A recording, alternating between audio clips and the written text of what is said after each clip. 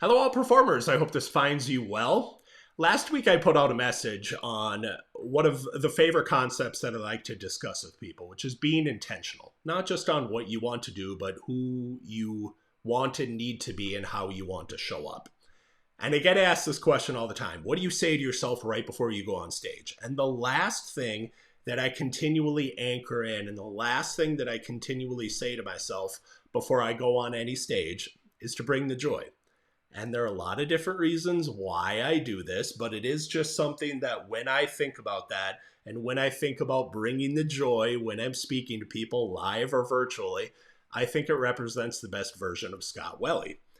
And I asked you what are the top reasons, because I gave a top 5 on why you think this matters to bring the joy. And I asked, which one do you think is most important? Is it because it lessens the pressure on you to deliver outcomes? Is it because when you have fun, people around you have fun or the audience has fun? Is it because it's 100% controllable or it helps with paralysis by analysis, or quite simply because the world just needs more joy? And what I heard back from you is I heard back from a lot of people. And I would say far and away, number 2 was the most frequent one that I heard. When you have fun, people around you have fun. But I also heard a good amount of not just number 3, it's 100% controllable, but also the good old number 5, the world just needs more joy. And as I talk through kind of how I look at this, first and foremost, I think what outperformers are phenomenal at is they're phenomenally self-aware of what's going on in their own internal psychology and their own self-talk. And sort of like a construction worker would select a tool to be able to address a given project or a task at hand, I think outperformers are really good at saying, okay, if my mindset is doing this, I know that I need to select that. So actually immediately when I look at my top 5 and as far as how I apply this to my life, especially if I'm speaking on stage, that number 1 and to a degree number 3 is really critical for me, because I'm betting you don't even have to be a professional speaker to be able to relate to this, but I'm betting I'm probably not the only one here that puts pressure on themselves to deliver outcomes. And I have a tendency to do that. Right before I'm going up to speak, I can be thinking about, oh my God, I need to be the best speaker they've ever heard. I need to get amazing evaluations. I need to get a standing ovation. These are all outcomes and results over which I only have indirect control. And if I'm sitting there thinking that, now all of a sudden I'm putting this heaping weight and this heaping pressure on my shoulders to deliver this result or to deliver this outcome.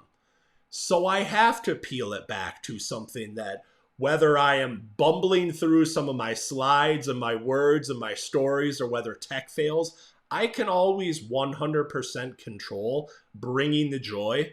And I can always accomplish that if I don't get any of these other outcomes necessarily that I only ever have indirect control over. Hopefully that makes sense, because that part of it and that easing that pressure on my shoulders has to be a huge thing. And the same way that a high-level athlete cannot possibly perform his or her best if they're thinking about, I need to make this shot, I need to win this game. You can still perform well if you're doing that, but you're never going to perform your best if you're just thinking about those outcomes. So if you're watching this right now, and if you looked at that part of it, definitely apply that to your life, personally and or professionally. If you find that you're putting a lot of pressure on yourself, I've seen this with so many people. Coming back to some foundational phrase, whether it's bringing the joy or anything else, will help a lot as far as you having something that's controllable and you having something that just lessens that pressure as far as what you're doing. But then to come back to the number 2 part of it, where we're looking at when you have fun, people around you have fun, and in my case, the audience has fun. That is a huge component of it as well. And I kind of look at it like this. Anytime I do a leadership training, I spend a lot of time, and sometimes the majority of the time, talking about leading by example and talking about role modeling the way, how you are going to show up. Because as leaders, we have to go first. And sometimes I will hear things like, well, I don't know why these people aren't having more fun or producing better results or collaborating better on this team. Well, we have to go first as leaders, and we have to set that example. And it doesn't matter if you're leading your family or if you're leading a team of one or a team of 1,000. You're a leader and you have to go first. And maybe you've heard the metaphor, you want to be a thermostat, you don't want to be a thermometer. That's kind of how I look at things. And in my case, when I'm going on stage and when I'm going to bring the joy, I want to be a thermostat, i.e., I want to go up there and I want to proactively set the temperature or set the tone for the room. And it doesn't have to be in like a commanding, like managerial, dictatorial way like that.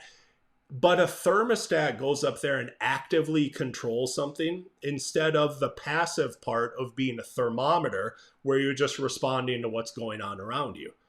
You know, if I'm going up there and if I'm giving a closing keynote where people are mentally and physically fatigued and everyone's a little bit tired, and I go up and I just respond to the energy of everyone else in the room, I'm not possibly going to perform my best in that circumstance either. I have to bring that intention, and I have to remember first, if I bring the fun and if I bring the joy, now everybody else's guard is going to go down a little bit. I'm going to be pulling everyone else up like a thermostat would, where I'm setting that temperature, and everyone else is going to have a better experience around me because of it.